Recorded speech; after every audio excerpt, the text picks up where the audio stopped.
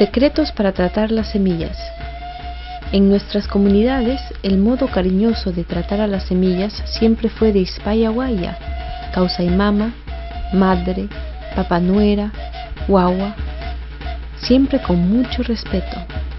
Cada nueva variedad de semilla que se obtiene en la familia es recibida con su quinto de coca, flores y chua o chaya, pidiendo y llamando en ese momento las ánimas de los productos, invitándolos a que lleguen a su atado ritual de semillas y así acompañar a la familia por mucho tiempo.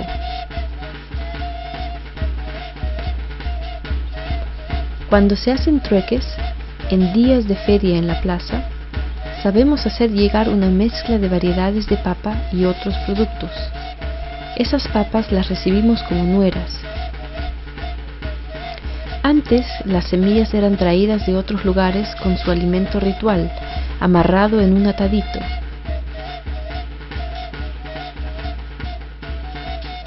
Cuando es tratado así, siempre produce bien y nos acompaña. Dicen que las semillas botadas en los caminos u otros lugares por descuido se deben de recoger, porque las papas saben decir: si yo fuera plata, me recogerían, y lloran. Por eso yo siempre las alzo cuando las veo así. A esas papitas sé sembrarlas y saben dar bien. Cuando veo botadas las semillas, dentro de mí sé decir: qué descuidados, ¿cómo pueden botarla así? Tan bonita mirada que tiene.